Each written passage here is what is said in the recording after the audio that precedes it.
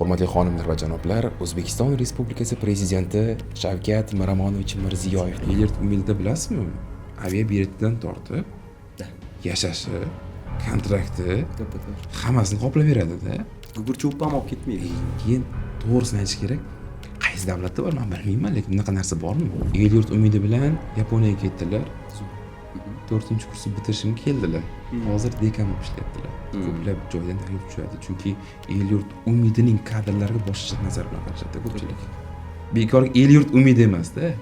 Yurtni, vatanni umidi. Mana shu chet elda o'qib kelib, ertaga mamlakatiga, vataniga xizmat qiladigan inson, jamiyat vakili degan bu. El-yurt umidining suhbatida ham ana o'sha biliminglarni chiqarib berish uchun suhbat qiladi. Har bitta mamlakatda kamida 3 ta 4 ta o'zbekistonlik meni obunachim bor ekan. Hamma abituriyent to'laydi. Men chetga chiqsam, ishim tayyor. Boraman, kamida 5000, 10000 dollar turibdi, chiroyli kutib o'tiribdi.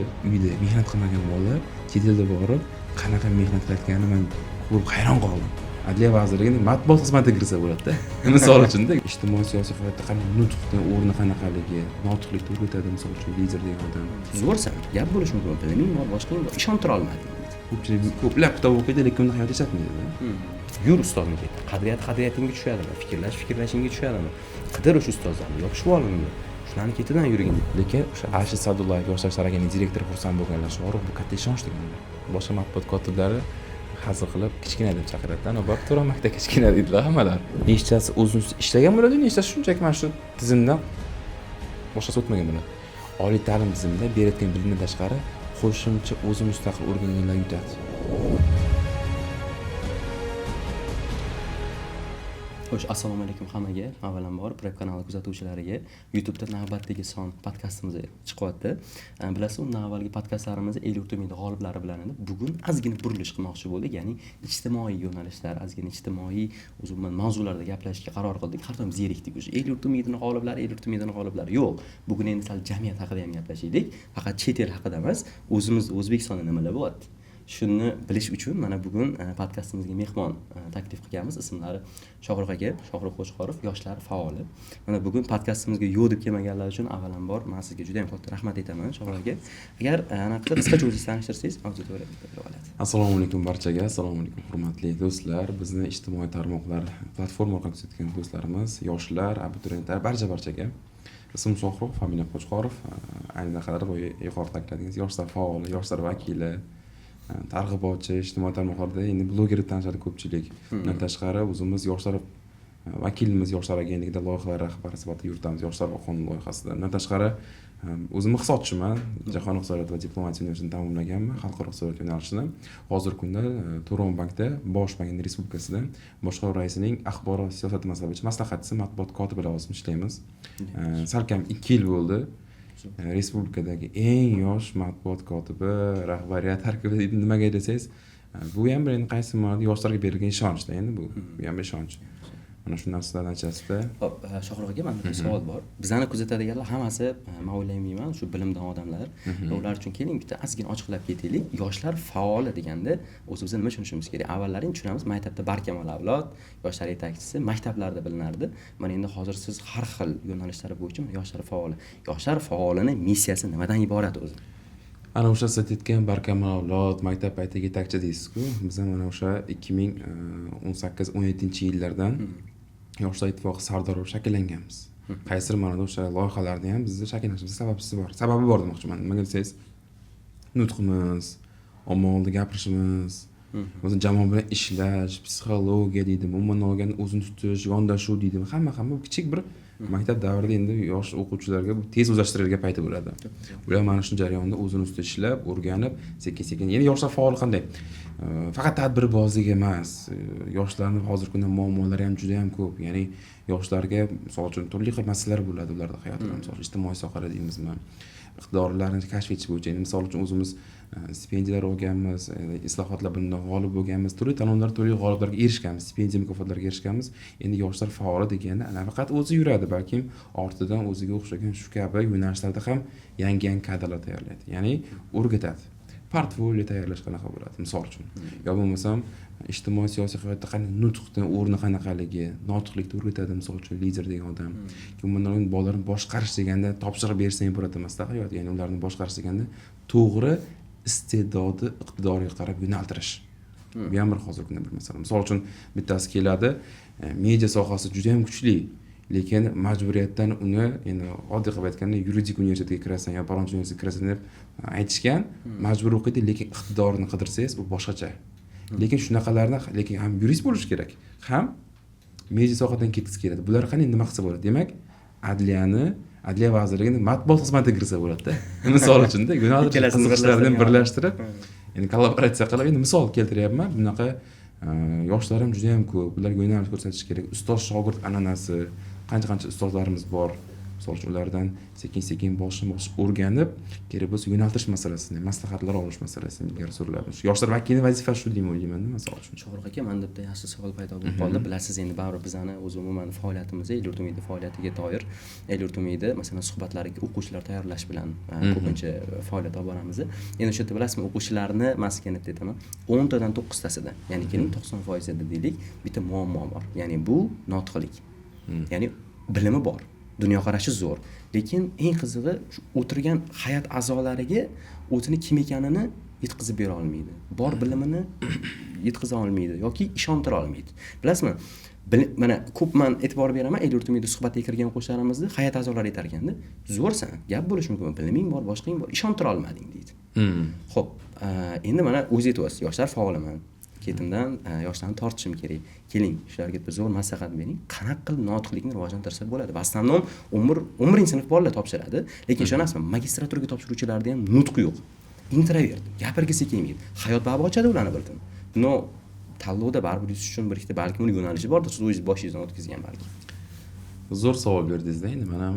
misol keltiraman o'zim Sirdaryodanman Guliston shahridan maktab birinchi sonli xorij tillar maktabida o'qiganman birinchi marta esimda 5-sinfda intervyu berganman ya'ni shunaqa majburiyat qolgan endi srediniyada kelishgan tayyorgarlik ko'rganmiz hamma intervyu bergan sen ham berasan deyishgan endi men tasavvur qiling o'sha paytda peshonasini terlari oqib ketib mak ismi esimdan chiqib ketib qolgan bola misol uchun birinchi marta intervyu bergan odam qanaqa bo'ladi hayotida keyin sekin rivojlanadi nimaga mana shu ko'proq intervyu berish kerak harakat qilish kerak birinchi misol uchun aytman endi o'zim tajribamdan kelyapman-da keyin ko'proq tadbirlar bo'lganda boshlovchilik bo'lishga harakat qilardim boshida hayajonlanardim boshida biron bir fikrimni bildira olmasdim yo bo'lmasam esimdan chiqib ketib qolar she'rlar yodlagan paytlarimizda misol uchun keyin boshlovchi bo'lsak sekin improvizatsiya o'rganasiz birinchidan vaziyatga moslashishni o'rganasiz misol uchun yo bo'lmasam turli xil tadbir jarayonlarida chiqib ketishga harakat qilasizda shunaqa improvizatsiya boshlovchilik o'zi boshlovchida hamma gap misol uchun o'sha paytlarda birinchi navbatda o'sha ko'proq o'sha sohani misol nimadan qo'rqyapman hayajonlanyapman intervyu berishda kamera qarshida ishlashmi demak men ko'proq kameraga o'zimni otishga harakat qilganman misol ikkinchisi so'z boylikni oshirish u qanday misol ko'pchilik aytadida ko'p kitob o'qish kerak to'g'ri kitob o'qish kerak kitobning ham o'rni bor lekin uni qo'llamasa uni ahamiyati kamroqda misol uchun ko'pchilik ko'plab kitob o'qiydi lekin uni hayotda ishlatmaydida o'zi parazit so'zlar shunaqa so'zlashadi u allaqachon misol uchun har xil so'zlar bilan boyitib o'zini fikrlarini siyosiy terminlarni qo'shgan holda man bitta endi sirda ochaman sizga mana o'zimni shogirdlarim ukalarim biladi har tongda Yangi O'zbekiston gazetasi bor Yangi O'zbekiston gazetasini bilsangiz yangi sonda birinchidan yangiliklar bo'ladi siyosiy axborotlar beriladi har yangi sonini o'zim ochib ertalab baland ovozda o'qishga harakat qilaman xuddi kim boshlovchilardek tasavvur qiling assalomu alaykum yurtimizda misol uchun xorij xabarlarida yangi davr bo'ladi o'sha dasturlar shunga o'xshab biz ham o'zimizcha endi o'zim har kuni assalomu alaykum hurmatli do'stlar bugun sizlarga yangiliklarni e'lon qilib boraman Yangi O'zbekiston nashrining birinchi soni misol uchun O'zbekistonda limonchilikni faoliyatini rivojlantirish bo'yicha amalga oshirilayotgan islohotlar endi o'qib ketamanda birinchidan kunlik axborot haqida xabardor bo'laman ikkinchisi siyosiy terminlarni o'zim uchun belgilab qo'yaman qaysi termin tushunmadim qaysini tushundim qaysini ko'proq foydalanishim kerak keyin misol uchun so'zlaringizdan foydalansangiz misol bu so'zlar foydalansangiz ko'pchilik sizga nisbatan demak ilmli o'zi shundoq ham odam ilmli bo'ladi lekin bu narsadan foydalanishi ham kerak o'zini so'zlarida agar foydalanmasa bu o'rgangan bilimlari menimcha faqatgina ichki yutilib qolib ketadi El-yurt umidini suhbatida ham ana o'sha biliminglarni chiqarib berish uchun ham suhbat qiladi mening fikrim To'g'ri. O'zi El-yurt umidi 2018-yil ochilganda yoshlarni, iqtidorli yoshlarni qo'llab-quvvatlash uchun bir loyiha bu. Endi men gapdan gap chiqmay ikkinchi bir fikr aytib o'tay kelib qolgan paytida. Bilasizmi, mana yaqinda ko'plab davlatlarda bo'ldimda. Mana London, misol uchun London, Germaniyada bo'ldim. Ko'plab Fransiyada, Ispaniya, mana shu ko'plab davlatlarda bo'lganimda bitta narsadan xursand bo'ldim. Har bitta mamlakatda kamida 3 ta 4 ta o'zbekistonlik meni obunachim bor ekan. 3 ta 4 ta o'zbekistonlik obunachi. Boryapman davlatga, story qo'yapman, ya'ni bilasizmi, yozyapti, aka qayerdasiz, boramiz. Odam borga shunchalik xursand bo'lib ketadi. Birinchidan, chunki meni obunachilarim hozirgi kunda adashmasam 60 mingdan oshiq bo'lsa, lekin misol 1 million emas, 2 million emas, katta blog emas, lekin meni ana kontingentim asosan talabalar, yoshlar, o'zimiz ishlashga harakat qiladigan yoshlar deb ayta olaman bemalol. Kelyapti, hech bir joyda bir o'zim yolg'iz qolmadim-da. Butun bir viloyat davlatlarda aylanganimizda ham men hamma joyni ko'rib chiqdik yoshlar bilan. Shunda bir narsani his qildimki, mana yoshlar bilan gaplashdim, suhbatlashdim. Ularni barib eshitasiz, gaplashasiz, nima bo'lyapti, sen hayotda qanday o'tyapti, qanday yashayapsan degan savol berasizlar birinchi navbatda. Ular endi qanday, ular elakdan saralanib qolganlarda ular. Ya'ni biz boshida 5-6 kishi kelgan edik. 5-6 kishi kelgan edik. O'qishga kirgan edim. Oson deb o'ylagan edim, hamma o'qigan edi, lekin yo kontrakt to'lab harakat davom etish kerak, yo bo'lmasam ish qilib davom etish kerak degan masala ham ko'tarildi. Keyin men hayron qoldim. Nimaga? Birinchi kontrakt qimmat. To'ppa-to'g'ri. Ikkinchidan, ular o'ylaydi, har bir O'zbekiston yoshi o'ylaydi, hamma abituriyent o'ylaydi. Men chetga chiqsam, ishim tayin, boraman, kamida 5 ming, 10 ming dollar turibdi, chiroyli kutib o'tiribdi. Boraman, olaman, yarimni o'qishimga, yarimni sayohatga ishlataman, mazza qilib beraman, lekin qanaqa ishda ishlayman? Qanaqa ishda ishlayman men? Kechirasiz, bilasizmi? Uyda mehnat qilmagan bolalar chet elda borib, qanaqa mehnat qilayotganini men ko'rib hayron qoldim. Ana o'sha mehnatlardan shakllanib, yillar ustida ishlab, kerak bo'lsa u kuryerlik qilgan, ya'ni yetkazib beruvchi bo'lgan. Kerak bo'lsa idish yuvuvchi bo'lgan. Kerak bo'lsa boshqa ishlarni qilgan, kerak bolalar qilgan, kerak bo'lsa chet elda, misol o'sha davlatdagi turli sohalarda deyman-da, xizmat ko'rsatishda ishlagan, misol uchun mehmonxona xizmatida ishlaganlarni ko'rdim ko'pini yoshlarni. Keyin aytdim, El-yurt umidi mana shuning uchun ham kerak ekan. Chunki El-yurt umidi baribir, chunki El-yurt umidida bilasizmi, aviabiletidan tortib yashashi, kontrakti, hammasini qoplab beradi-da.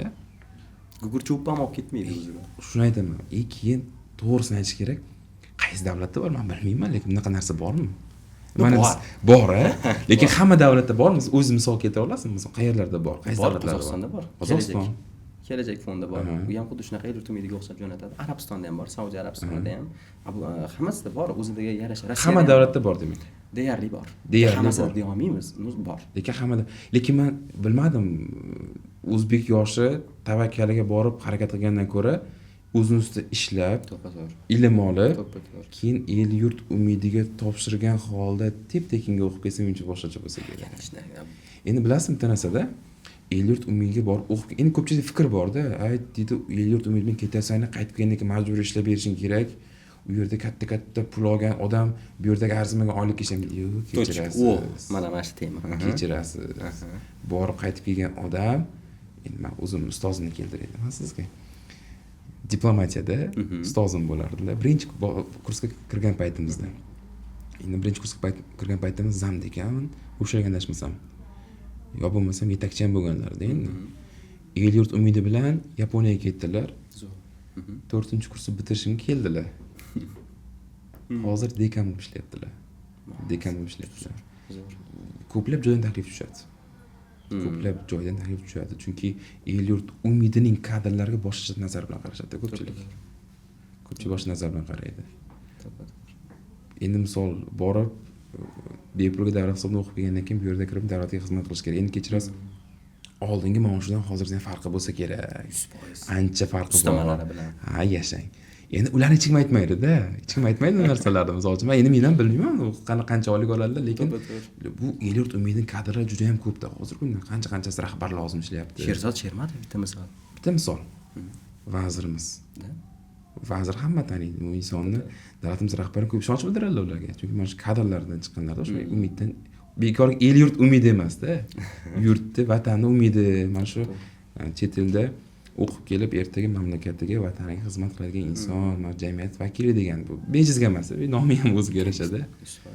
Shuning uchun ham aytdim men o'sha bolalarga, misol uchun 10 kishi borganmizda, qaysi davlatligini aytmayman, 10 kishi borgan kelgandik boshida, hozir ikkita do'st qoldik, qolgan 8tasi qaytib ketdi.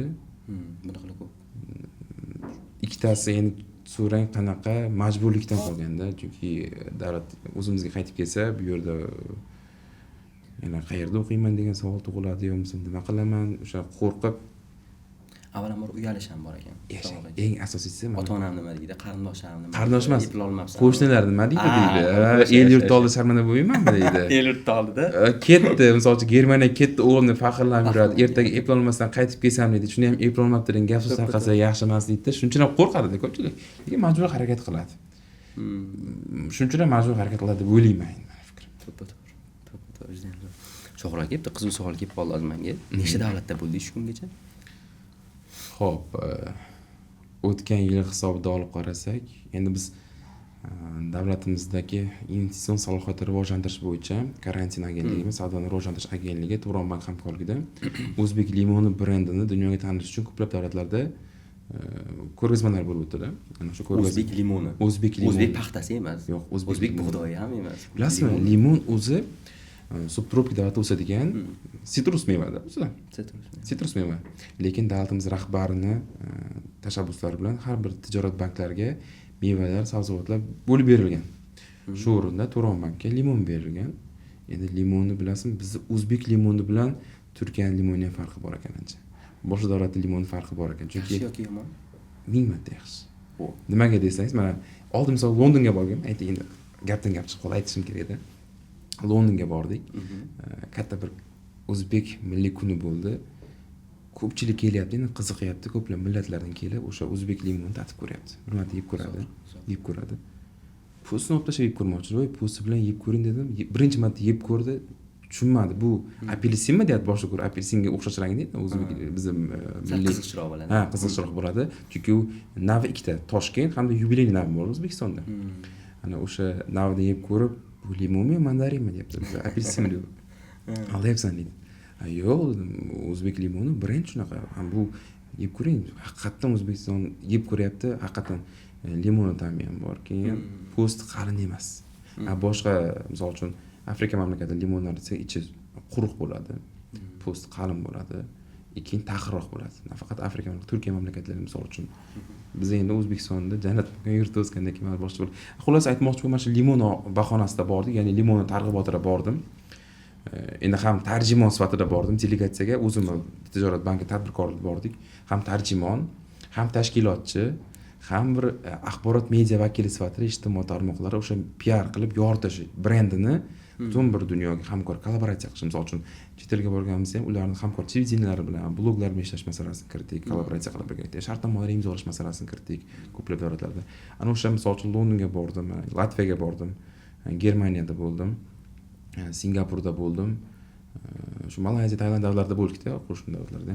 Asosan o'sha ko'p davlatda bo'lganimda shu yoshlar bilan uchrashdim. Aniqroq ular men bilan uchrashdi. Ya'ni xursand bo'lgan bilasizmi? Men o'zbekistonliklar bormi deb o'ylagan edim. Lekin ular ko'p ekan. Juda ko'p. Xursand ham bo'lasiz, bir tomondan xafa ham bo'lasiz-da. Bir tomondan xafa bo'lasiz. Nimagaki? Agar o'zbekman desangiz, ayrim davlatlarga sizga nisbatan shubha paydo bo'lib qolyapti-da. Ya'ni sizni ko'rganda xuddi kim o'g'rini ko'rganda qaraydi. Nimagaki? Chunki ayrim qo'shniroq yurtdoshlarimiz, yoshlarimiz borganda balkim o'g'irlik qilgandir, balkim aldagandir, firibgarlik qilgandir. Shuning uchun ham bu narsada men xafa bo'ldim biroz, chunki o'zbekistonliklar ko'p bo'lgan bu baxtimiz, xursand bo'lasiz, lekin bu tomondan endi baribir mamlakatimiz yoshlariga, umuman xalqimizga bo'lgan ta'siri bor deb o'ylayman. Chunki uchun bu shu fursatdan foydalanib YouTube'da ko'rgan yoshlarimizga murojaat qilsak bo'lar, chunki qaysi davlatda bo'lishidan qat'iy nazar bir narsa esdan chiqarish kerak emas, mamlakat imiji yotibdi. Sizlardan keyin boradigan ko'plab yoshlarda endi bu. Misol uchun u bir marta bo'ldi, men bordim, keldim degan narsa bo'lish kerak emas. Undan keyin qancha yosh avlodlarimiz bor, ular ham dunyo ko'rish, ilm olish kerak-da, misol uchun. biz o'zimizga yeb ko'rmadikda, juda ham bir xijolat bo'ladigan holatlar juda ham ko'p bo'ldi. Misol uchun keyin Singapurga bordim. Men Singapurda ko'z tegmasin, O'zbekiston yoshlari imiji yaxshi. Chunki o'ta qonundan qat'iy, talab ham yuqori. Biz ham boryapmiz, endi izimizdan chiqib ketib qoladi. Turli masalan, qonun qoidalar, tozalik masalasi, endi shunaqa holatlar bo'ladi-yu. Lekin harakat qilib O'zbekistonimizni uyaltirib qo'ymaydi deb hammasi qilib rahmat aytib, o'sha xodimlariga hammasiga mulozamatli bo'lib qolasiz-da hammaga. Chunki o'zga mamlakat baribir O'zbekistonning nomidan borganingizdek vakilisiz. Aytmoqchi bo'lgan ko'plab endi 13 ta davlatga 13 ga yaqin davlatlar bo'lganman. Umuman shu yoshimgacha 13 ga yaqin davlatlarda bo'lganman. Hamma davlatda ko'rganman, hamma davlat yoshlari universitetlariga ham bordik, bir aylandiqlar, misol uchun. Latviyadagi Riga davlat universitetiga bordik. Juda zo'r universitet. Top 8 tarixda turadi. Xuddi shuni. Keyin xursand bo'lganim o'zbek yoshlar Latviyada ko'p ekanda. Juda ko'p. Juda ko'p ekan. Prognoz ham yuboradi. Bilasizmi, zo'r bo'lib, shunday vaziyat bo'lib qoldi. Biz ko'rgazmaga borganmiz. Ko'rgazma doirasida endi boshqa tadbirlar ham bor, O'zbekiston tadbirlari. Endi biz kelishmaganmiz. Lekin endi mas ochiq haqiqat aytaman. Delegatsiya bilan bordik, Latviyaga qo'ndik, mehmonxonaga joylashdik. Endi kiyimlarimizni qo'yib, sal yengilgina kiyinib chiqdik. Endi bilmaymiz Rigani, shahrini, qayerda nima ovqatlanish joylari bor, boshqanasi bor bilmaymiz. Bordik, ko'chada aytamiz. Tavakkaliga restoranga kirdik. O'tiribmiz, ovqatlanib, endi qorin och, bilmaysiz nima qilishdi. Uni qarasam, O'zbekistonliklarda yaxshilab qarasam kim? Latviya, Finlandiya, Estoniya, Litvaning bir vaqt o'zi elchisi Timur aka. Elchi. Yonlarida Oliy ta'lim fan milliardiyalar vaziri Konradbek aka, Avazimetov Sharipov ustozlar. Qo'qqisdan ko'rishib qolyapsizlar. Birdan yo'lda ko'rib qolganman. Haligacha rasm tashlab beraman, shunga podkastga qo'yib qo'ysangiz bo'ladi. Shuni ko'rib hayron qoldim. Vaholanki u insonni taniyman. Diplomatiyalar o'qiyman, ana elchilar bilan tanishib chiqamiz, baribir bilamiz, faoliyatlarini ko'p ko'rishganmiz. Vazirimiz bilan nemsa, birinchi kursligimda endi tarixi juda ham uzun, lekin tanishib qolganmiz, ko'rishib, ustozlar bilan endi faol yosh bo'lganda imkoniyat shuni ham borda. Ko'rishdik, gaplashdik, ustoz mana shunaqa. Ular ham hayron qoldi. Shohruxbek, nima qilyapsiz bu yerda dedilar. Men ham ko'zim chiqib ketdi, baribir boshqa emotsiyalar kansda. O'zbekni ko'rsangiz boshqa bo'lib ketasiz, lekin taniydigan insonni ko'rib qolsangiz umuman boshqacha emotsiyasi. Ko'rishib, ustozni esalik rasm tushdik, keyin bir narsani aytdilar. Nima keldinglar? Shu ko'rgazmaga keldik. Riga Food xalqaro ko'rgazmasi, ana shuni ishtirok etish uchun keldik. Men ham dedilar, barcha oliy ta'limda, aytishimizdan 10 dan oshiq edi. 10 dan oshiq oliy ta'lim rektorlar bilan Latviya va O'zbekiston oliy ta'lim muassasalari forumiga keldilar. Zo'r-ku dedim. Birinchi qilyapmiz, birinchi tajriba dedilar. Ustoz menga nima yordam, nima xizmat dedim. Shu bizga tashkiliga yordam berib, mana shu tashkiliy jarayonlarda yoshlar vakili bo'lib faol bo'lib bersangiz dedilar. Keyin o'sha bir kuni ajratib javob so'rab, bu yerda ko'rgazmani javob so'rab bordim ular bilan. Latviya davlat ta'lim vaziri bilan ayol kishi bilan uchrashdik. O'sha vazir ikki vazir o'rtasida uchrashuv bo'ldi, hamkorlik bo'ldi. O'shanda bitta narsa ko'tarildi, o'zbek yoshlarini qo'llab-quvvatlash ta'lim masalasida. Vazirimiz ham aynan shu narsani takror aytdilar. Prezidentimiz hamma davlatga imkon beryaptilar, qo'llab-quvvatlayaptilar. Shu oliy ta'lim ko'proq talabalar kelyapti Latviyaga, yangi oshayotgan bu soha Latviya davlatiga yangi kirib kelyapti, misol uchun O'zbekiston yoshlari. Germaniyaga misol uchun trendda, Yevropada. Lekin Latviyani ko'pchilik bilmasligi mumkin. Bilmadim qancha yillar, lekin so'nggi paytlarda Latviyada o'zbek yoshlarining soni oshib boryapti. Juda oshib boryapti. Bu endi qaysi mana xursandchilik bizlar uchun. Shuning vazirimiz o'zlari ham aytib, keyin o'sha Latviyadagi davlatlar bilan o'zimizni O'zbekiston oliy ta'lim muassasalari hamkorlik memorandumi imzolandi. Taqdimotlar bo'ldi. Hamma rektorlar chiqib, o'z shaxsan o'zlari chiqib, taqdimot qilib, kelishib, gaplashib, exchange loyihalardan gaplashib olib, misol uchun biz shuncha talab yuboramiz, siz shuncha talab yuborasiz, shuncha masala qilaylik, hamkorlik qilib, hammasi gaplashib olishdi. Undan keyin chiqdikda vazirimiz aytdilar, Latviyadagi yoshlar bilan uchrashaylik dedilar. Latviyadagi, Rigadagi yoshlar bilan. O'zbekiston elchixonasiga hamma yoshlarni yig'dik. Bir 30 ta yosh yig'ildi. Har xil yoshlar kelib, endi birinchi marta Latviyaga kelganlar bor orasida yoki 2-3 yildan beri u yerda sher bo'lib yurganlar bor. Misol uchun yosh ko'plar muammolarni eshitdi, takliflarni eshitdi vazirda shaxsan o'zi elchi bilan. U yerda misol uchun siz qanday sharoitda yashayapsiz, qanday bo'lyapti, misol uchun bilasizmi, kvartira ijarada xonadonlar tursa, misol uchun endi o'zimiz so'm aytaylik, misol uchun 1 million so'm to'lasa oyiga yana 1 million so'm uni soliqlariga qanaqadir ketar ekanda. shunaqa adashmasam shunaqa dedi endi boshqa endi juda ham ko'p masala bo'ldi. Muammolar aytyapti, endi vazir yechim berishga harakat qilyapti. Elchixona bilan kimga qanaqa yordam kerak, kimdan masala qo'llab kerak, qo'llab masalasi kerak. Xolos, o'chirib ko'p yoshlar bilan gaplashdik. Bitta narsa, Latviyadagi yoshlar, Riga shahridagi yoshlar qiziqishi yuqori, lekin aksariyat ko'pi, endi men gaplashganim ko'pi, balki bilmadim endi ko'pi O'zbekistonga qaytib, yaxshi ishlab, yuqori daromad olishni niyat qilgan. Zamonaviy kasb o'rganyapmiz deydi bu yerda. Riga texnik universitetidan ko'plab startaplar shug'ullanyapmiz deydi. Aytyapti, O'zbekiston bilan sotmoqchiman. Xullas juda ham ko'p masala bor ularda. Endi bitta endi men yoqqani, endi ko'proq bilmadim, balki boshqa davlatlarda mana shunaqa vaziyat bo'lmaganligi uchun ham Latviyaga borganda men ko'proq maza qildim. Nimagaki ko'proq yoshlar bilan ko'rishdik. Ustozlar bilan ko'rishib qoldik. Juda ham ko'p tarixiy narsa bo'ldi. Lekin borishdan oldin Latviyaga borishdan oldin o'ylagandim, nimasi bor ekan. Misol uchun Germaniyaga borsangiz Frankfurtga borasiz, Kyolnga borasiz, yo bo'lmasa Berlinga borasiz, joylar bor. Fransiyaga borasiz, Parijga borasiz misol uchun. Yo bo'lmasa Dubayda Burj Xalifaga borasiz. Misol uchun borgan joy bo'ladi o'zini. Ammo Latviyaga borsam nimani ko'raman deb tavakkaliga bordim. Endi majburiyatdan boryapmiz. Lekin afsuslanmadim, maza qildim deydi-yu. Faqat yoshlar bilan gaplashib, suhbatlashib, ularning yashayotgan sharoitlarini ham ko'rdik kerak bo'lsa. Ko'pida endi majburlikdan yashayotganlar ham bor. Ijara masalasida qiynalayotganlar bor. Bir xillar bor, yaxshi sharoit topib, o'zi ishlab, ish topganlar bor. Bir xillar esa ko'rdik, arendaga, ya'ni vaqtinchalik mashinalarni olib, taksichilik qilib, ya'ni haydovchilik qilib, pul topib, yana o'sha arendadan bir oy to'lkamay qolyapti ko'pchiligidan. To'g'ri. Musofirchilik qiyin-a? Oson emas ekan. Oson. Men ham boshida o'ylagandimda, oson bu. Diplomatiyaga kirishimdan oldin men boshida endi abituriyent bo'lgan paytimiz o'zimcha endi hamma abituriyentlar fikrida o'tadi-da. Конечно. Hamma abituriyent ketgisi keladi va chetga bir ko'rib kelishim kerak deydi. Men o'zimcha fikr hayolimda o'tganda qayerga ketsam ekan, xuddi kim globus ochib olib, mana shu yerga ketaman desa oson deb o'ylaydi-da hamma. Baribir ikkinchi darajali masalasi ish topish osonmi yo'qmi degan narsani o'ylaydi. Qiynalmayman degan narsani o'ylaydi. Viza masalasi bor ayrim davlatlar, ayrimasi vizasiz ham rejim bor misol uchun. Hammasi qiynalmayman degan narsa o'ylaydi baribir. Shunaqa bo'lganda biz ham oson deb o'ylaganmiz, lekin o'sha har bir davlatga borganimizda ham, Turkiyaga borganimda ham ko'p Karabuk degan universitetlarda bo'ldi, talabalar bilan ko'rishdim misol uchun. Top mingtalik universitetlarning talabalari bilan ko'rishdik, yoshlar bilan. Turk tilini turklardek gapiradi. Shunday moslashib ketgan. Keyin o'qishingda nima muammo bor desa, hammasi aytadi, baribir O'zbekistonga yetmasa kerak deb o'ylaydi. Bari qiyinroq deydi, chunki kirish oson ularda. Ta'lim tizimi qiyin. Indamay voz kechaveradi. O'quvchidan oliy ta'limlari indamay voz kechaveradi. Shunaqa. Uzr kechirasiz, sog' bo'ling, salomat bo'ling.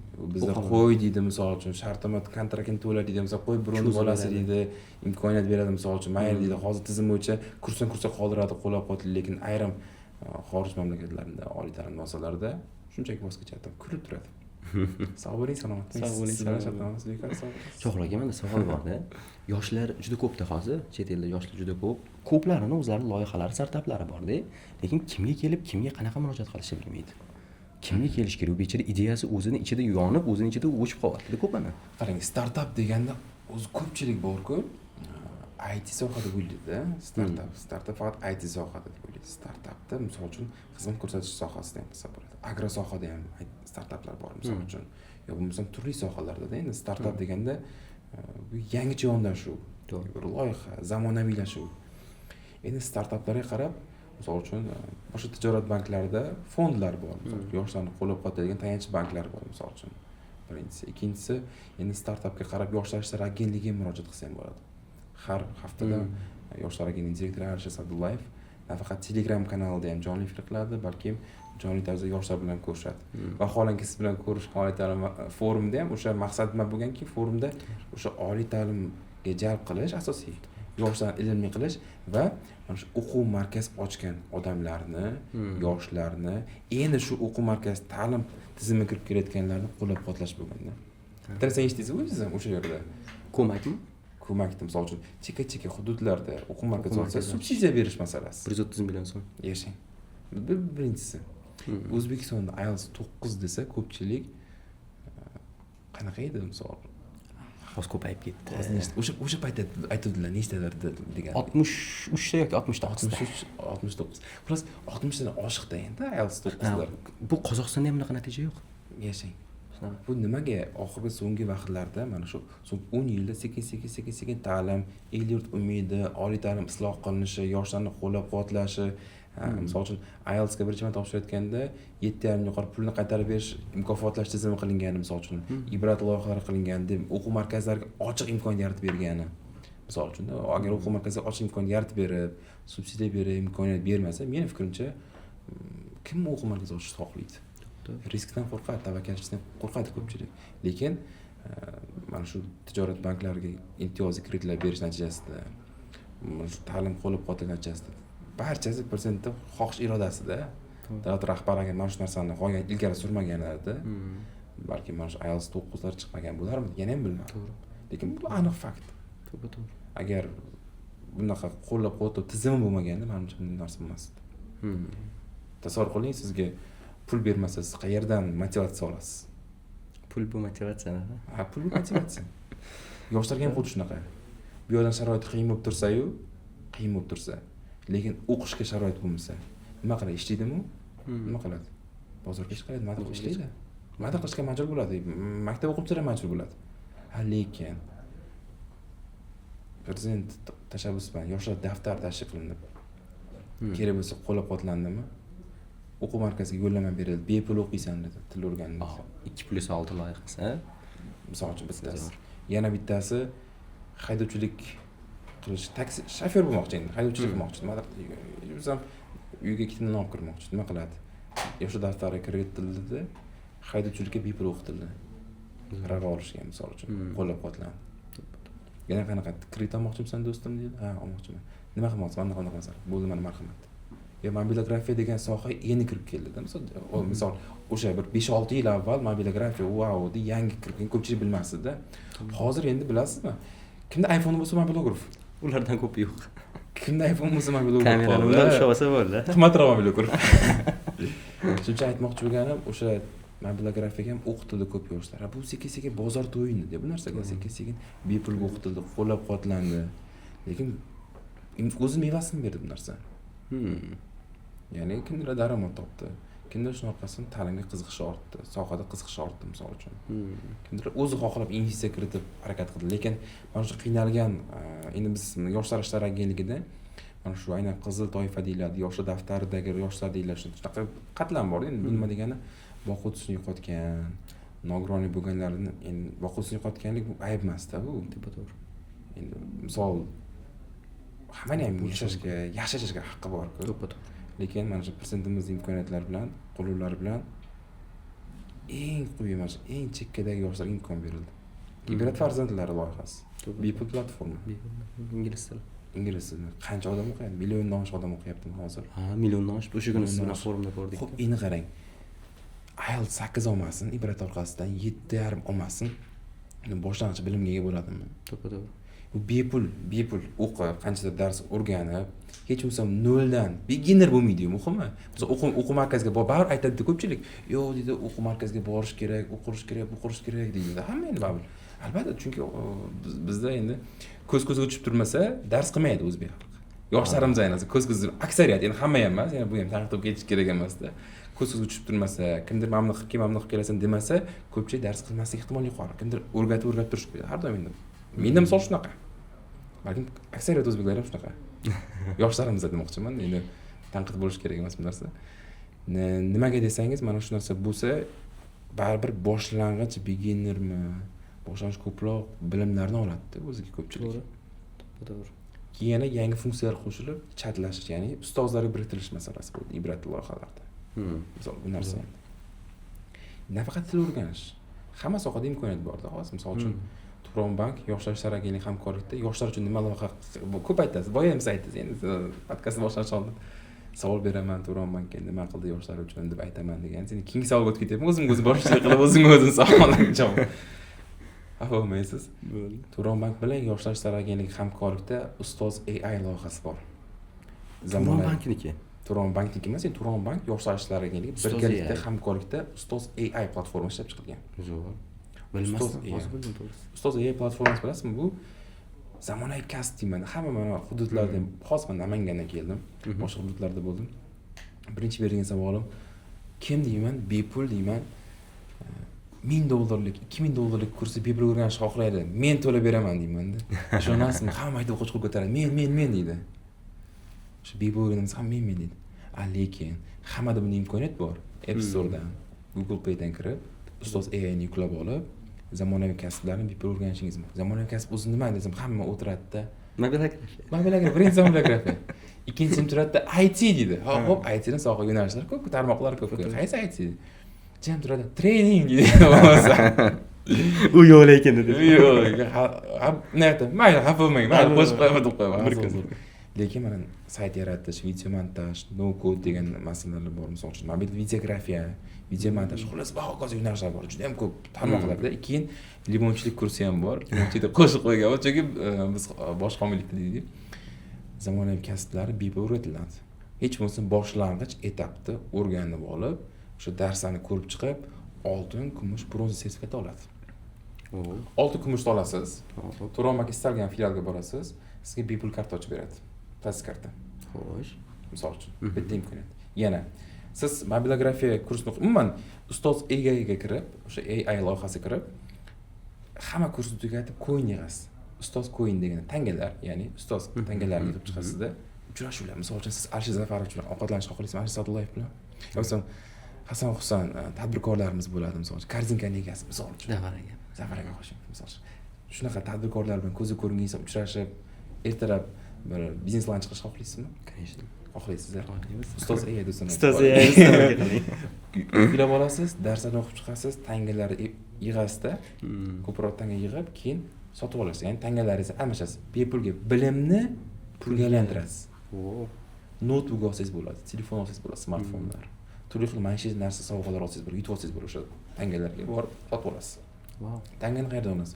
Kunlik vazifalar bajarasiz, test ishlaysiz, darslar o'rganasiz, onlayn chatlar bo'ladi, o'yinlar bo'ladi har xil, yoki bir o'zaro bellashuvlar bo'ladi. Misol uchun siz Surxondaryodan bo'lsangiz, men Namangandan bo'lsam, onlayn tarzda ikki kishi musobaqalashamiz, tangalar uni bellashibdi, misol uchun. Bilmaysiz, tanimaysiz.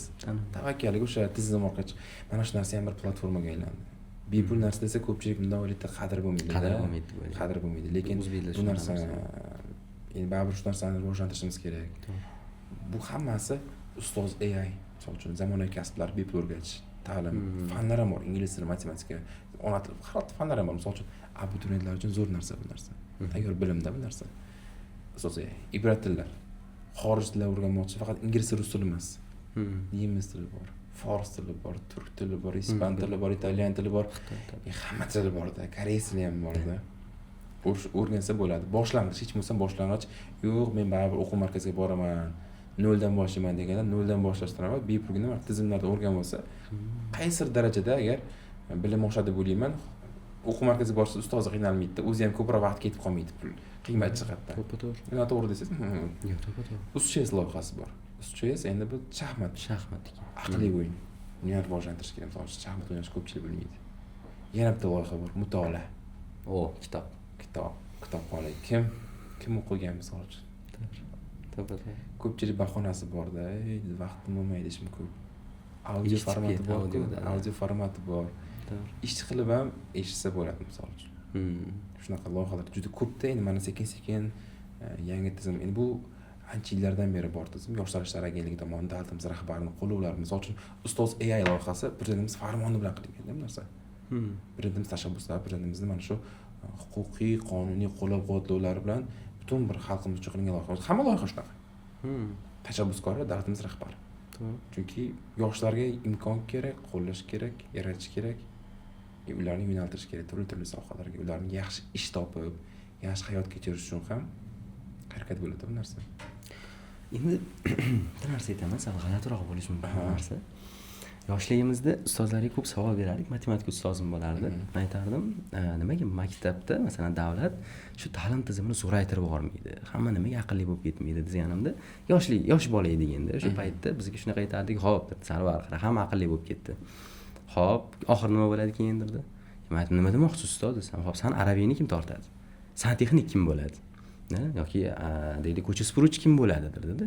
Keyin aytardim, "Bir tomon to'g'ri aytibdi-ku" derdim. keyin sal yoshimiz kattalashdi. Yoshimiz kattalashgach boshqa ustozimga shu savolni berdim. Boshqa ustozimga aytdimki, shu ustozim dast mana shunaqa degandi.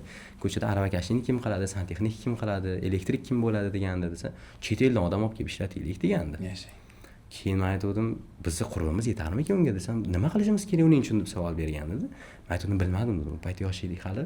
Iqtisodiyotni rivojlantirish kerak dedi. Pul qancha ko'p bo'lsa, shuncha chet eldan odam chaqirib olib kelib ishlatib olamiz dedi.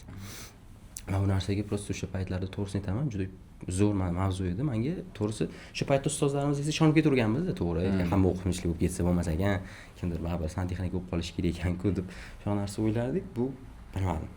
Bizlarga qiziq mavzu bo'lgan shu payt yoshligimizda. Rostdan ham kim qora ishlarni qilar ekan deb. Mana bir kun yoshligimda anaqani tomosha qilganman. Muhammad Ali Shonqulov hammamiz bilishimiz kerak. Muhammad Ali Shonqulov ustoz bo'lganlar. O'sha ustoz bir kun podkastda chiqib aytib berganlarki, sal nima deydi, xomush bo'lib aytib berganlar. Rossiyaga borishgan, biznes treningga, mehmonxonaga kirib qolishganda, agar eshitgan ham bo'lsangiz kerak o'zi, mehmonxonaga kirishganda включатель, ya'ni svet yoqib o'chiradigan ishlamay qolganda, keyin mehmonxonachini chaqirganlarda shu ularni olib kirib joylashtirgan odamni shu svet buzilib qolibdi-ya, shunga qarab beringlar desa, o'zinglar qilib qo'yinglar degan. Muhammad Ali Shonqulov keyin aytgan, nima biz qilamiz?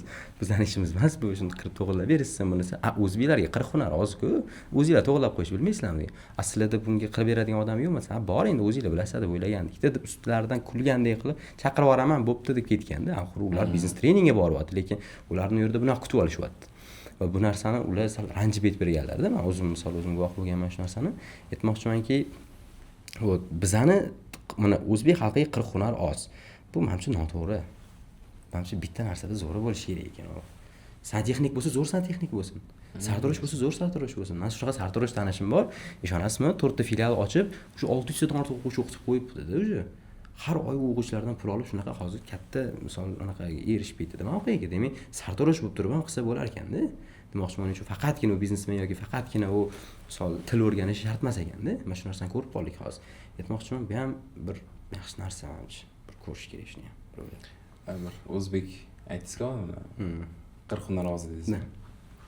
Bir voqea esimga tushib ketdi. Nima aytdim? Mana shu maktabda bitirib endi kirganmiz o'qishga, diplomatiyaga.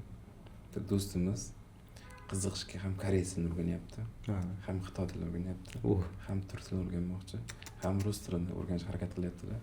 So'rasa 40 hunar ozdir deb maqol aytardi. Kurslarga borardi. Nima har xil kurslarga. 4-kursni bitirdi ham hech birdan oxirigacha bo'la olmadi. Shu koreys tilini faqat salom alaykum biladi.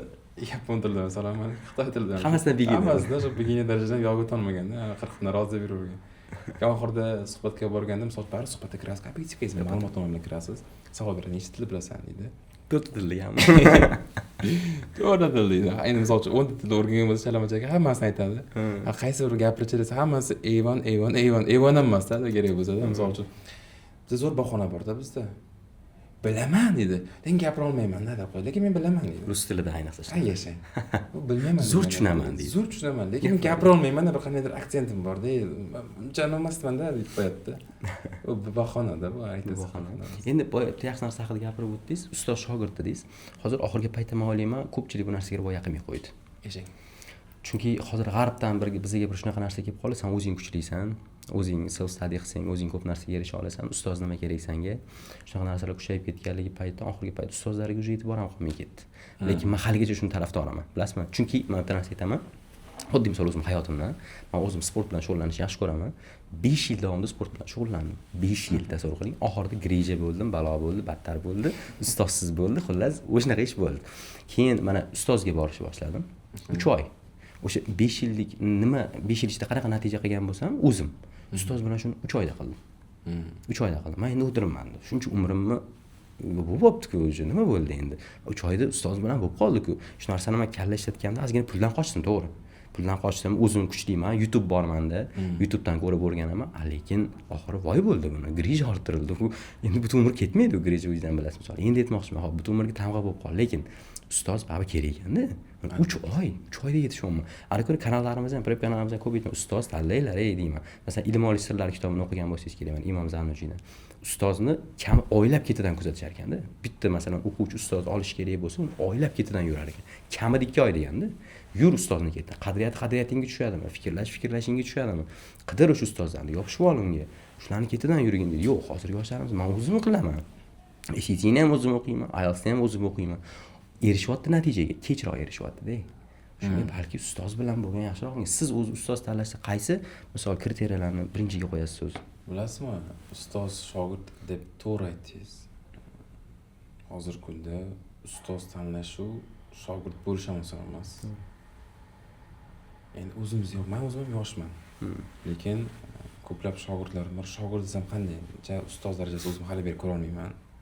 Lekin ortimizdan bizni aytgan tavsiyalarimiz qiladigan ukalarimiz, singillarimiz bor, jamoadoshlarimiz bor endi. Lekin bilasiz, ko'pchiligi tezda bo'lsam deydi.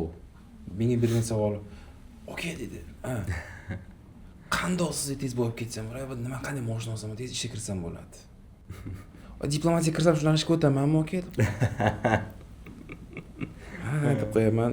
Albatta kirasiz. Yaxshi niyat o'zingizga bog'liq deyman-da. Sekingina indamay qo'yaverasiz. "Okey, men shogird qiling" deydi. Dush deb qo'yadi. Shunday qarayman-da, shogird ustoz bo'lish ham oson bo'lib qopti-da. Biz bilasizmi, ustozlarim juda ham ko'p turli sohalarda. Turli sohada ustozlarim o'ziga yarasha ko'rsatmasin. Har bir inson ustozni endi yo'qlab, hol-ahvol so'rab, duolarini olib, har doim hol-ahvol so'rab turish kerak baribir ustozlardan. Rozi-rizo. Masalan, baribir ustozni shogirdi bo'lgansiz, shogird bo'lish boshqa. Kerak bo'lsa, qancha yillab tekinga yurasiz yonida xizmat qilib. Hozirgilar bir kun, ikki kun ham unaqa qilgisi kelmaydi. Bir yordam berib, biroz o'rganishga ham xohishi, birdan o'rgansam deydi. Birdan zo'rib ketsam deydi. Lekin bosqich endi biz soha men ko'proq ijtimoiy siyosiy sohada yuramiz, masalan. Turli sohalarda, loyihalarda yuramiz. Sekin-sekin shakllanganmiz. 2018-yillardan ustozlarni topib, ustozlar yo'nalish berib, kerak bo'lsa qayerda qanday gapirish kerak, qanday muloqot qilish kerak, qo'pol qilib aytganda oddiy choy quyishni ham o'rgatish kerak-da. Misol uchun shunaqa narsa bo'lganda vaziyatda ko'pchilik yoqtirmaydi. Choy quyish o'zbek ochiq unaqa bo'lish kerak emas, choy quyish kerak emas. Lekin kechirasiz. Hamma ish kichik narsalardan boshlanadi birinchi bo'lib, misol uchun. Men bu narsani ustoz shogird an'anasi faqat choy quyish deb o'ratan deb o'ylamaylar, o'ylash kerak emas. Lekin sekin-sekin o'zbekchiligimiz, milliychiligimiz, mehmondorchilik, kutib olish, mulozamat, yaxshi munosabat, baribir iliq fikr, hamsuhbat bo'lish, misol uchun odamlar bilan kirishimlilik masalasi. Bilasizmi, diplomatiyada bitta narsa muhim. Kirishimlilik muhim har qanday davrga. Misol uchun siz davlat vakili sifatida boshqa mamlakatda elchi vakillari bilan diplomat bilan uchrashgan paytingizda ham ular bilan qovoq tumshuq qilib turishingiz kerak emas-da. Ular bilan g'o'ddayib turish kerak. Diplomat degani g'o'ddayib burni osmonda yuradigan deb o'ylamayman men. U kirishimli, qo'li ko'ksida, millat uchun, vatan uchun, xalq uchun. Mana prezidentimiz aytibdilar, elchilarimiz mana yaqinda butun bir mamlakat tashqi ishlar sohasida butun barcha elchilar uchrashdilar. Alohida yig'ilish bo'ldi. O'shanda bitta masala ko'tarildi. Elchilarimiz o'sha mamlakatda nafaqat tashqi siyosiy faoliyat, balki investitsion jozibadorlik shakllanishga yordam berish, O'zbekistonga olib kirish kerak dedi. Iqtisodni bilish kerak ular dedi. Iqtisodiyot sohasini tushunish kerak. Mamlakatga mana qanday loyihalar olib kelishimiz kerak. Endi turli shunaqa masala ko'tarildi demoqchiman. Nimaga desangiz, elchi bu universal kasb. Ham yurist bo'ladi, ham bir iqtisodchi bo'ladi, ham siyosatchi bo'ladi, ham kerak bo'lsa murojaatlar xalqni tushunadigan har bir universal kasb bu narsa bu. Hamma sohadan bilish kerak-da, lekin maksimal darajada bilib, o'sha birinchi navbatda yuragi duk-duk etib o'tmas, balki yuragi vatan deb uradigan insonlarga elchi bo'ladi. Endi biz ustozlar ko'pini bilamiz, ular havas qilamiz. Endi mavzuga yondashadigan bo'lsak, bu ustoz shogird masalasiga o'tadigan bo'lsak, birinchi navbatda odam shogird bo'lish uchun munosibmanmi degan savol qo'yish kerak-da. Ya'ni hozirgi kunda yoshlarimiz shogird degan ayt dedi, majbursiz ustoz o'rgatishga unaqa narsa emas-da. Kerak bo'lsa ustoz nima ish qilish kerak, nima qo'yish kerak, nima o'ndash kerak, hammasi o'rgatadi ustoz. Ustozni keyin kasbni o'rgangandan keyin kechiradigan narsa bor bizda. Hozir ko'pchilik ustozlar qo'rqib qolgan. Hunar sohasidagi aytaylik-da. 2 oy choy yonida o'rganadi-da, birdan o'zini ustozga raqobatchi deb bilib, o'zidan ustozdan o'tib ketaman deb o'ylab o'zicha harakat qilish kerak. Lekin qadimda bo'lganmi? Bir rivoyatlarga qaraylik, bir hadislarga qaraylik. Ustozi roziligi va xohishisiz shogird o'zi mustaqil chiqib ketmagan. To'g'ri. Qancha ustozlar aytadi, misol uchun. Zayt Muhammad Alishon Qurutlarimiz podkastlarda aytgan ko'pchilik, misol uchun. Ustozni roziligini olib, o'zi bo'ldi, sen mendan zo'r bo'lding, ketaver endi deb ruxsat bermaguncha yo'q. Hozir 2 oy o'rganadimmi? Misol saltroqchi deylik-da, o'rgandimmi? Alohida o'ziga joy olib birdan ketish harakatini qilishni boshlaydi. Chunki o'zini professional ko'rishni boshlaydi darrov. To'g'ri. Osmonda yuradi. Shunisi ham bor. Ko'pchilik yoshlar osmonda yuradi. Maktablarda kech uchrashdim. Bir qanaydir xafa bo'lib ketdim. To'g'risini aytaman, xafa bo'lib ketdim. Maktablarda. Yoshlar havoyida, ko'pi, hammasi ham emas. Ko'pi endi ijtimoiy tarmoq degan narsa bor. Trend. Vazifasi likkilab 4-5 ta video qilib, bir-biri bilan bekor ish bilan shug'ullanib turibdi, misol uchun. To'g'ri. Qara, hayron qoldim. Nima qilasan kelajakda? Ha, ishlayman, chetga ketaman. Xo'p, chetda ham kutib o'tiribdi. Shuncha. Men bilasizmi, Londonga borganimda Britaniyalar bilan tanishaman deganim yo'q, men turklar bilan afrikanlar bilan tanishib keldim. Misol uchun do'stlar orttirdim. Turkiyaga borsam, hamma davlatga borasiz-ku. Migrantlar ko'p, yetarlicha bor, hamma davlatdan o'ziga yarasha. To'g'ri. Kutib o'tirishibdi bizni yoshlarimiz qachon kelarkanmiz. Yo'q, o'zimizga qancha yuqori kadrlar kerak bu yerda. Misol uchun. Endi bilmadim, balkim maktab o'quvchilari balkim tushunmaganim uchun bularni qadar boshqacha, lekin ularni o'yladim sal yengilroq qarayapti ko'p narsaga. Hozirgi maktab o'quvchilarimiz hozirgi. Endi ko'pchilik aytadi-da, deydi maktabdan foyda yo'q deydi. Yo'q, bekorni aytib ketganmiz. Maktabda o'ziga qadriyati bor, maktabdan foyda katta. Lekin bilasiz, maktab bilan o'quv markazining farqi nimada? Nimada? Ko'pchilik aytadi, maktabda saviya bilim bermaydi. Yo'q. Kerak bo'lsa maktabdagi o'qituvchilar o'quv markazidagi ustozlardan ko'p yaxshilari ham bor, kuchlilari ham bor-da. Lekin nimaga degan savol tug'ilsa, bilasizmi, maktabga qiziqishi har xil bo'lgan yoshlar kerak. Bitta sinf A sinf bo'lsa, 30 ta yoshda 30 ta qiziqishi bor. 30 ta qiziqish. 30 xil kasb, 30 xil xohish, fikrlash. Ichidan misol uchun iqtisodchi bo'laman degani bir 10 ta bo'lsin, matematika o'qish kerakmi? Matematika darsiga 10 kishi o'tadi, qolgan 20 tasi gap mayda juda gap bilan bo'ladimi? Keyin bolalar o'zi aytishni boshlaydi, ustoz bizni qiynamang deydi. Bunaqa masala bermang deydi misol. Vaholanki 10 ta o'zini ustida ishlayman degan, o'qiyman deganlar 20 tani hisobiga sal orqaroq qaytadi. To'g'ri. Ustoz nima qiladi? Tizimni sal yengillashtirishga harakat qiladi. To'g'ri. Ha, o'quv markaziga borsangiz, matematika faniga kirsangiz, sarlanib keladimi 100 ga yaqin yoshlar bitta guruhda, misol uchun 30 ta guruhda bor, hammasi matematik. Bir maqsad atrofida. Step by step o'sib bo'ladi. Sekin-sekin birdan. Ham o'qituvchi qiziqtirib o'tadi. Ikkimta qo'rquv bo'ladi. Haydab borsa-chi meni guruhidan, misol uchun yaxshi o'qimaysan. O'quv markazim bormi, misol ayrimlarda. Uka, sen nima qilmaysan, kursdan kursga tushirib yuboraman, yo'q kichkina guruhda o'qiysan. Uyalganda, vijdoni qiynalganda, ota-onasidan qo'rqqanida, chunki pul berib qo'yganda, pul berib o'qiyapti-da. Shuning uchun vijdoni qiynalib, o'sha qo'rqqanidan o'qiydi. Maktabda esa bepul, birinchidan. Bepul. Qadri bo'ladimi? Yo'q. Keladi, yo'qlamoq uchun ketadi. Ikkinchidan hammani qiziqishi har xilmi? Kim bir xillar o'qimayman deydi. "Aka, bitirsam bo'ldi, men ketaman" deydi bir xillar. Misol uchun, ko'p yoshlar bilan suhbatlashganman. Bitiraman, men ketaman. Ularni bitiraman, ketaman degan kasrga qolgan o'qiyman deganlarda ham maqsadi buzilyaptimi bitta sinfda? To'g'ri. Keyin nima bo'ladi? O'qiyman degan darsga bormaydi-da, yo'qlamadan o'tsin bo'ladi, keyin o'quv markaziga boraman deydi. Tekin bo'lgani qanaqa, pulli bo'lgani qanaqa.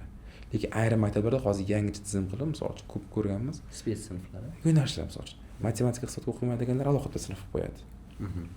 Yurist bo'laman alohida sinf. Kimyo, biologiya yo'nalishi. To'g'ri. Alohida sinf. Qiziqsa qarab yo'naltiradi hammani. Kasb o'rganaman deydimi? Alohida kasb qilib, qanaqadir adashmasam, o'quv mono markazlariga ham biriktirib qo'yganman adashmasam. Eshitdim, bir qaysi maktablar biriktirib qo'ygan mono markazlar kasbga bepul yo'naltirish bo'yicha. Aytasizku boya, kim duradgorlik qiladi, kim bir misol uchun kasblarda ham sekin-sekin rivojlanyapti. Misol uchun kimdir aytadi, o'qishmanga emas edi, tan oladi. Men dedim, men iqtisodchi bo'lmayman, o'qishmanga emas edi yoshlar. Men deyman, qani endi shu narsa bahonamikin yoki bu haqiqatdan shunaqa narsa bormi? Mana o'qish unga bo'lmagan bolalar bor. Lekin bitta narsani tan olib aytish kerak, bilmadim, balki u majburiyatdanmi deyman, ba'zida misol uchun pul topish shart majburiyat. Endi o'qish bu investitsiya-da, u vaqt talab qiladi. O'rganishingiz kerak, o'z ustashingiz kerak, biroz mablag' talab qiladi, keyin harakat qilish kerak, misol uchun. Toshkentda ko'pchilik talabalar nima uchun tez o'zgarib ketadi bilasizmi? Ko'pchilik kontraktni to'laydi, ota-onasi to'lab berganlar yaxshi o'qib, o'zini ustida ishlab davom etadi. Agar ota-onasi bo'ldi, o'qishga kirding, kontraktni to'lab beraman, qolgan o'zingning kuningni o'zing kechirasiz, uni yeb ichishi bor, yashashi bor. Nima qiladi keyin?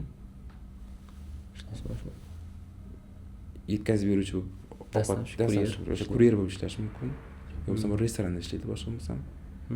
Mana sharoitga borib taqiladi-da, hammani sharoit bir xil emas-ku. To'g'ri tushunish kerak. Xuddi shuni ham, misol o'sha aytganingizdek, boya yuqoridagi yoshlar ham ko'pchilik aytadi yo'q deydi menga to'g'ri kelmaydi deydi. Misol uchun bitta bolaga 1 oyda o'rgansa o'sha oladigan bilimni ular ba'zida balkim dangasalikka ham balkim o'zini xohishi yo'qdan 2-3 oy 4 oylar kerak bo'lsa vaqt ketib qoladi ular o'rganish uchun xuddi shu narsani bilimnida. Shuning uchun ham balkim men hammani qiziqish har xil. Misol uchun men hozir kimyo biologiya o'rgataman desam o'qimayman men. Chunki men tushunmayman kimyo biologiyani. To'g'ri. Tibbiyot sohasiga ketmayman men. Xuddi tibbiyotchilarga ham, tibbiyot sohasiga o'qiyotganlarga ham iqtisod tushuntirsangiz, matematikani o'sha kerakli oliy matematikani o'rgatsangiz e'tibor ham bermaydi hech kim chunki hammani qiziqish har xil.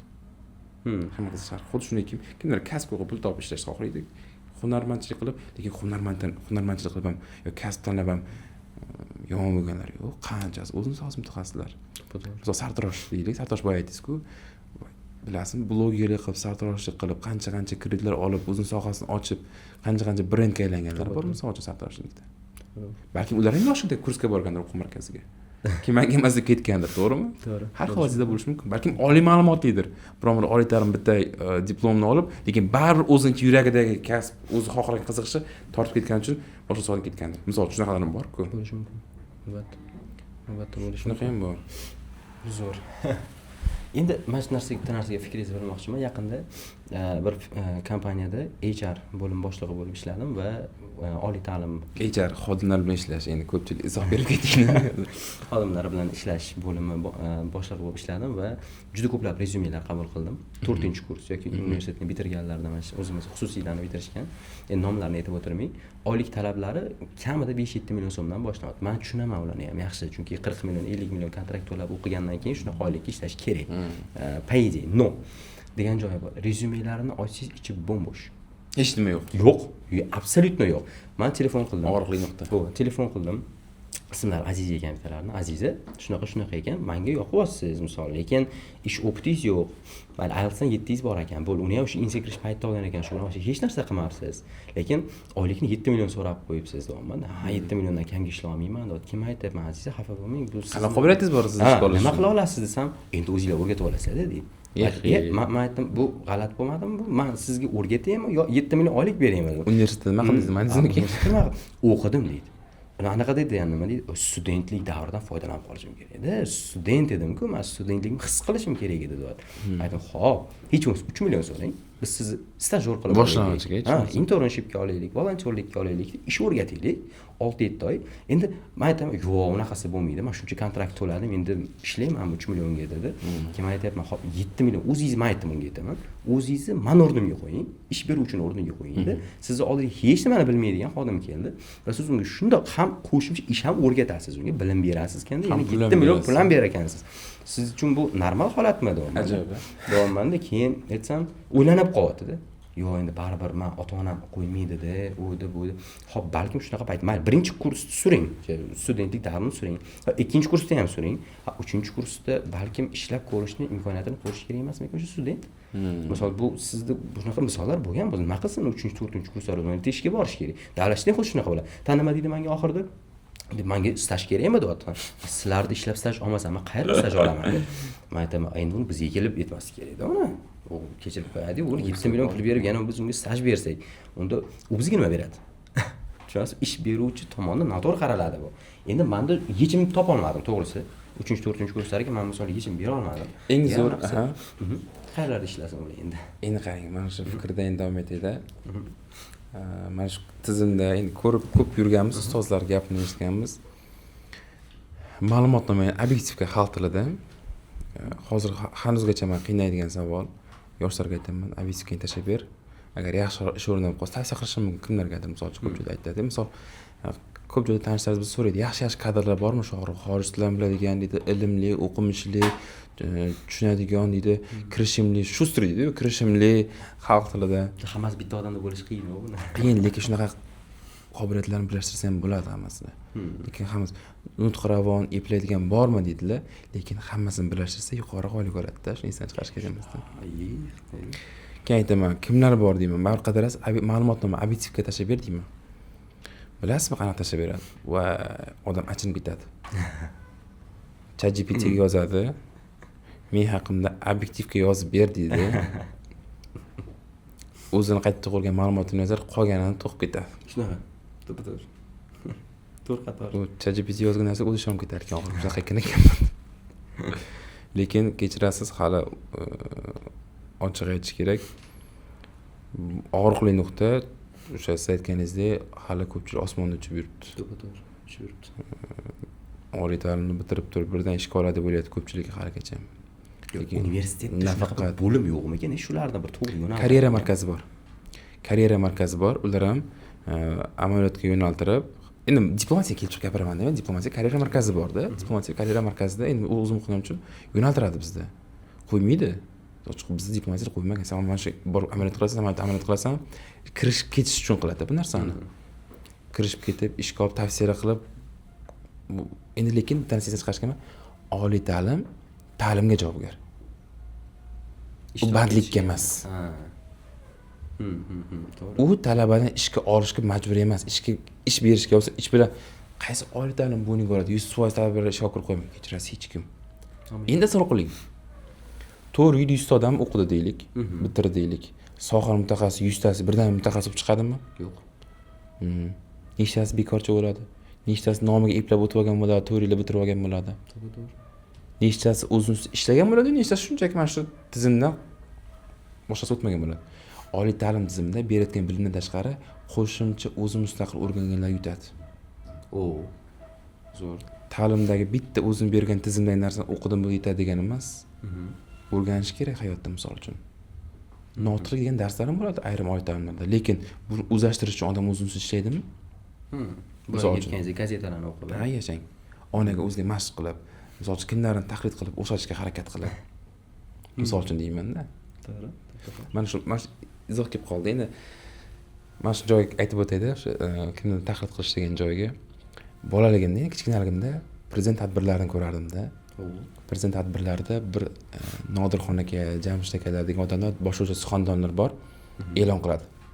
Hurmatli xonimlar va janoblar, O'zbekiston Respublikasi prezidenti Shavkat Miromonovich Mirziyoyev deb e'lon qiladi. Endi bilasizmi, shu narsani o'xshatish uchun qanaqa men o'zimiz ishlardim. Onaga qarardim o'zimcha. Hurmatli xonimlar va janoblar, hurmatli shunaqangi harakat qilardim. Yaqinda 2025-yil 30-iyun sanasida davlatimiz rahbari bilan uchrashdim. Prezident bilan uchrashdik. Hamma yoshlar kuni, 30-iyun yoshlar kuni. Bir qator yoshlar bilan davlatimiz rahbari oxirida ma'ruzalar so'ngida yoshlar bilan ko'rishdilar. Hamma yosh bilan ko'rishib, o'sha o'zining sohasida yutuqqa erishgan, yosh kitobxon g'olibi, prezident mukofotini olganlar, Zulfiyani olganlar, o'sha qator men ham turibman. Hamma bilan so'rashdilarda meni yonimga o'tib ketdi qol. Endi menga oldi keldi. Shuni qo'lim berdi. Assalomu alaykum, hurmatli prezident. Islohotlaringiz mevasiman. Respublikadagi eng yosh matbuot kotibiman, Turon bankdaman dedim. Xursand bo'ldilar. Hamma matbuot kotiblar, jurnalistlar yig'ilibsizlar dedilar, hazil qilib. Xursand ketasiz endi baribir. Chunki misol bitta nimaga bu narsani aytyapman? O'sha ustoz shogird an'anasidan kelib chiqib, yillar mobaynida tekin birovdan nimadir o'rganib, yoshlar agentligi men birinchi kursiga kelganman. 4 yil bepulga ularda o'qishdan tashqari kelib yordam berib yurganman. Xat hujjatda, tadbirlarda, tashkilotchilikda o'zimdan xaraj qilib bo'lsam, qanaqadir loyihalarga borishga harakat qilardim. Viloyatlarga misol uchun bo'ladi-yu, xodimlarga xarajatlar qoplab bermaydi, lekin shunaqa harakat qilardik. 4 yil mobaynida o'qib o'rganib, lekin o'z mevasini berib, ko'p joyga tanilib, ustozlar talash bo'lish boshladi. Bu bizga kelsin kadr misol uchun. Turon bankka davlatimiz rahbarining yoshlarni qo'llaganlar natijasida matbuot kotibi sifatida shu lavozimda o'tirdik. O'qishni bitiriboq. Kim misol tasavvur qiling, butun boshli bank 2000 yaqin xodimi bor. 2000 yaqin xodim bor va mana shu bankka rahbari boshqaruv raisi. Boshqaruv raisiga maslahatchi qilib, rahbariyat tarkibiga o'qishni endi bitirgan universitet talabasi kim oladi?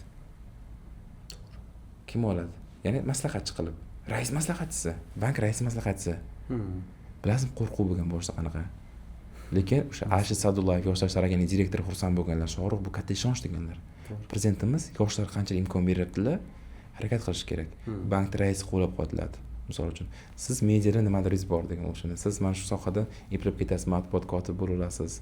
Siz ishonamiz deganlar misol uchun. Suhbatlardan o'tdik, ko'p joydan imtihonlardan o'tdik, munosib bo'ldik. Eng yoshimiz boshqa matbuot kotiblari hazil qilib kichkina deb chaqiradi. Ana bor Turon maktabga kichkina deydilar hammalar. Nima uchun? Bu o'sha yillar mobaynida bepulga ishlab, o'rganib, o'zimiz yonimizga harakat qilib, misol uchun amaliyotlar qilib, shu hujjatlarni o'rgatib, haj hujjatlari, savod chiqarib, yumshog'i bilan qattiqini farqiga borib, misol uchun xat hujjatlarida o'rganganmiz-da. Nutqimizni qayerda qanaqa yondashish kerak, auditoriya bilan qanaqa ishlanadi, yoshlar bilan qanaqa ishlanadi, murojaat qanday bo'lishi kerak, misol uchun media olamida qanaqa bo'lishi kerak, hammasini harakat qilganmiz bir paytlar. Xodim sifatida emas, oddiy yosh sifatida. U payt xato qilsak kechiriladi. Chunki aqoy kichkina yurtda volontyor. Volontyorlik ham shuncha qadrlanadi. Dunyoda bilasiz, Amerika Qo'shma Shtatlarida, boshqa davlatlarda rivojlangan mamlakatlar volontyorlik qadrlanadi. Chunki bu tajriba, chunki bu bepul bilim, xato qilishga ochiq imkoniyat. Imkoniyat. Volontyorlik shuncha ham qadrlanadi ko'proq. Odamlar hozir volontyor bo'lishdan qo'rqadi. Chunki aytadi, nimadir beradimi deydi savolda. Agar men nimadir bersam, kelib menga volontyor, u volontyor emas-da, u volontyorlik. Nimadir bersangiz volontyor bo'lmaydi. Volontyor bu ko'ngilli. Ko'ngilli. Misol uchun ko'ngilli. Agar pul bergan bo'lsa, manfaatli bo'lib qoladi. To'g'rimi? Pul olishim bo'ladi. Ana shu ko'ngilli tizimni rivojlantirib, harakat qilib, o'zi ishlash kerak-da. O'sha men aytgan ustoz shogird an'anasi asosiy masala.